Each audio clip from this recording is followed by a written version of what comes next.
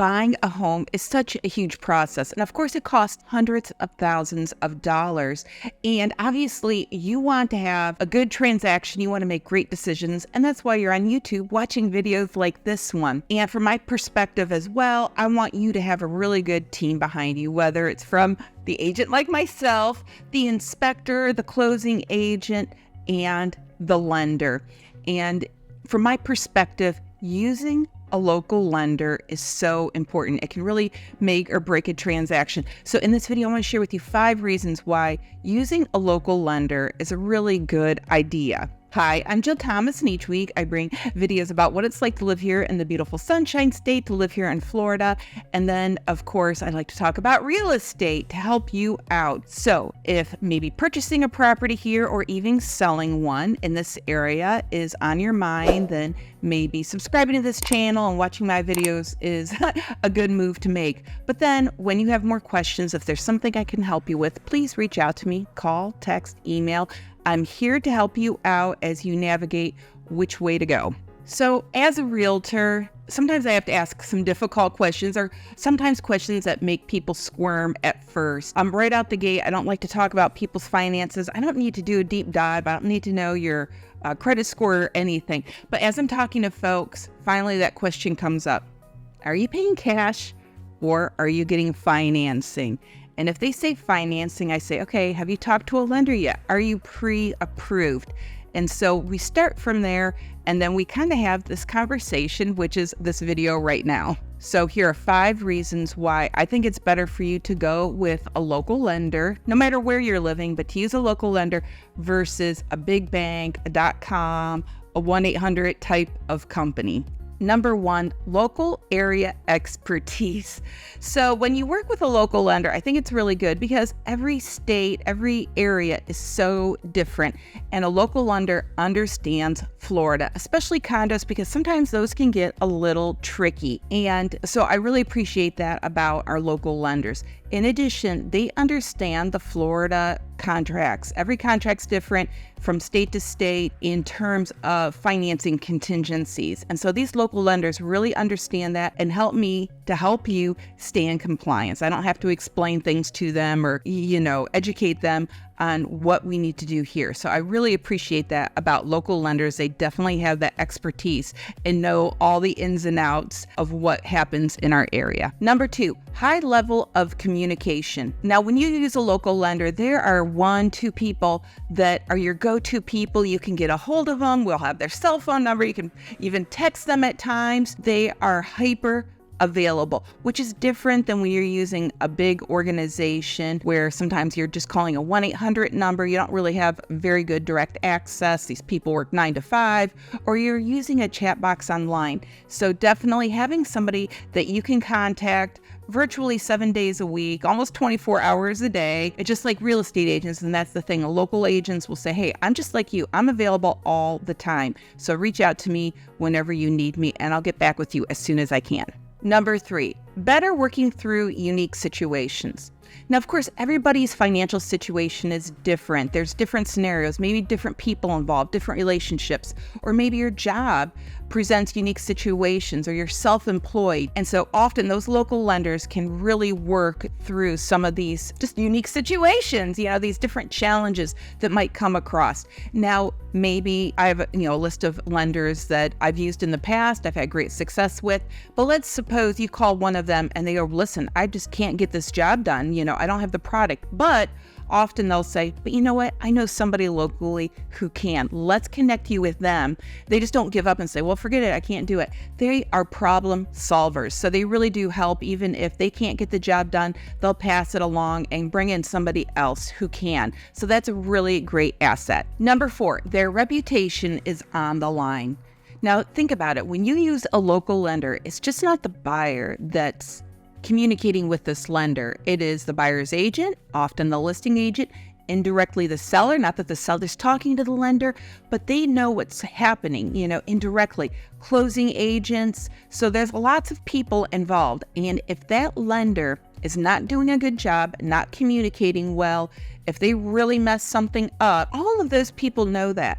And I guarantee you, word spreads like wildfire around here when somebody messes something up. Now, as an agent, I'm not going to go on a Sarasota Facebook group and blast a local lender, but it wouldn't be unusual for a buyer or seller to do that, and of course we've got Google reviews and all of these things. So word spreads pretty quick. And from agent to agent, of course, we talk to each other. We talk about who's good, who's less good, things like that.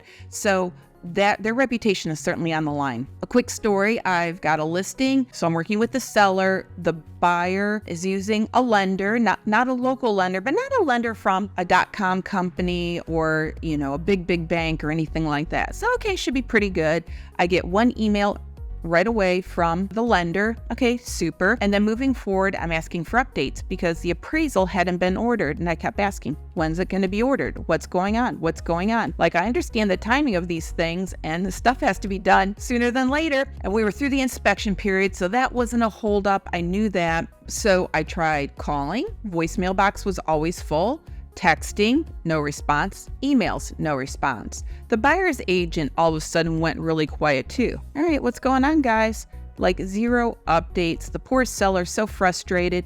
I tried calling the landline for the lender and some guy would give me some generic updates, but very frustrated. There was nothing we could do. Our hands were tied, but that lender, nothing. So now let's fast forward a few weeks. The night before closing, 6:30 at night, I get a call from the lender with an update. Okay, appraisal still hasn't been done yet. Obviously, we don't have clear to close. We have nothing, right? So, and at this point, I've talked to an attorney too to find out what the seller's options were, if there was a way that we can get the deposit money versus the buyer getting it, things like that. So, anyway, she goes, "Well, sorry, no, I was at a conference and I was on vacation." I was like, "Well, no, that doesn't count."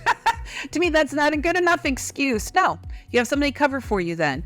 Something, anything. If you're sitting in an airport, you can reply to an email. You could update me. And she's going on and on about how hard she's worked on this file. I said, "Well, no, I don't." And she goes, "You don't know how hard I've worked on this." I said, "No, I don't, because you've never talked to me." I said, right now the seller has zero confidence you're going to get the job done. And I told her, no. And then she even proceeds to tell me, "Well, I'm at my parents' house right now, but no, I took the time out to call you." I said, "You've had 3 weeks to call me." And I previously had looked her up to see how long she'd been in the business because I thought, well, maybe she's really new and she just doesn't get it. Nope, 6 years. And so when she was just fussing about how hard she works and this and that, I just said, "Well, you know what? Maybe this job's just not a good fit for you." Because I was very, very frustrated. So anyway, I just say that to say choosing the right lender who's going to communicate well, who does care about their reputation, who is a hard worker, whose hustles is so important. You can't choose the wrong lender. They're not all created equal. Number 5, cash is king.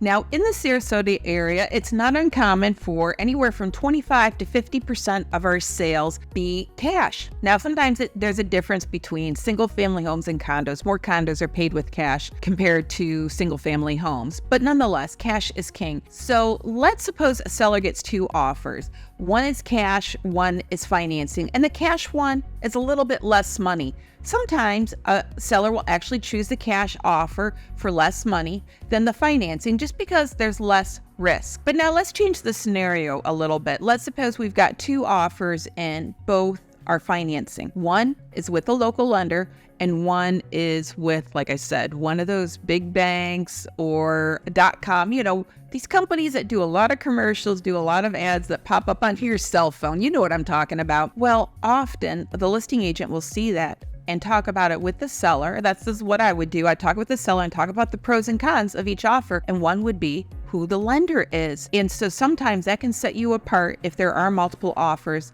that, hey, this is a great local lender. Another thing that a good lender will do when we do submit an offer is either call the listing agent directly, be very proactive, or I will always encourage the listing agent to call the buyer's lender to talk about how good of a buyer that person is. What is their financial strength? It's not that the lender discloses anything personal, their income, their credit score, how much cash they have, but it's just giving that listing agent confident that not only can the buyer do it, but the lender can do it too. They're really kind of pitching themselves also because, again, that listing agent knows if we don't have a decent lender, then the deal is, could easily fall apart and we can have issues like I'm going through with this one listing. So, and in fact, going back to that one, the buyer actually switched lenders. So at first it was a different lender that was better because I did do my homework on that. And then a weekend she switched lenders. So that's really what kind of threw us off with that too. So, and of course we have no control over that because the seller can, or the buyer can use whoever they truly want. That's fine.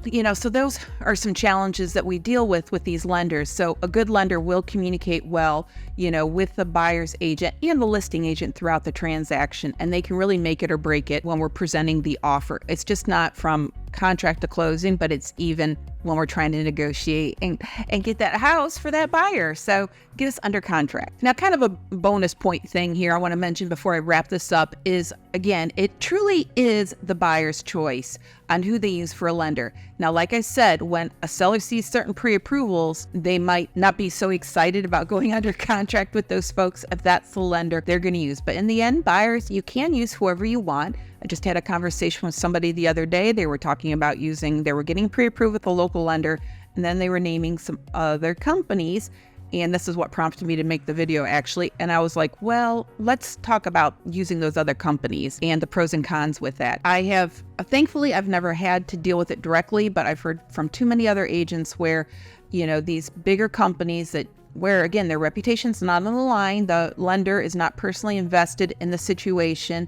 Things just fall apart just days or a week before closing because they're dropping the ball. They didn't do their homework right. Sometimes they don't represent things well. You've got to watch too, because people are looking at the numbers. A buyer's looking at the numbers, just not the interest rate, but fees. Okay, what's my monthly payment going to be? And I've heard that some of these companies, when they present to a buyer potential monthly payments, when it's all said and done, they way underestimate on property taxes, on dues, insurance, things like that. And again, a local lender understands those things a lot better, where somebody from another area will kind of loosely guesstimate to start with, and then all of a sudden you've got sticker shock as you're getting closer to closing. Like, what? Oh my goodness. I thought, my payments were only going to be $2,000 a month. And now look, they're, $2,500 or $2,400. And so that can really, really throw you off. So keep that in mind. You really want to look closely at what any lender is telling you and sharing with you to make sure it's realistic and they're just not trying to give you something to win your business, and in the end it doesn't work out so well for you. So buyers have told me that sometimes they've used one of these other institutions that I'm kind of discouraging you from using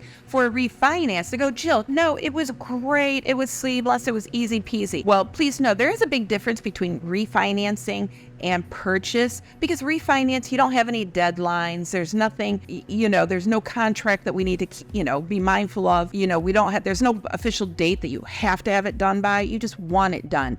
And so it's a lot different to refinance versus purchase. So again, in the end, a buyer can certainly choose whoever they want, but a seller can reject your offer, and it might just be because of the lender that you're choosing to use. So just keep that in mind, and that's why I really do think a local lender is best. Now, I do not want to disparage all the lenders out there that are in Sarasota or Manatee Counties. There are some great lenders in other states who are licensed in Florida, but just be careful and know that, they've got to be able to communicate well and really understand and be part of the team to get the job done so you can have a smooth closing. Right now, I've got some buyers under contract with new construction. They are not using the builder's lender. They're using a guy that they know from where they're from up in New York City. And this guy, Joe, is doing an awesome job. He and I text with each other about every other day. Really, the problem is with the builder. They're kind of dinking around about some things.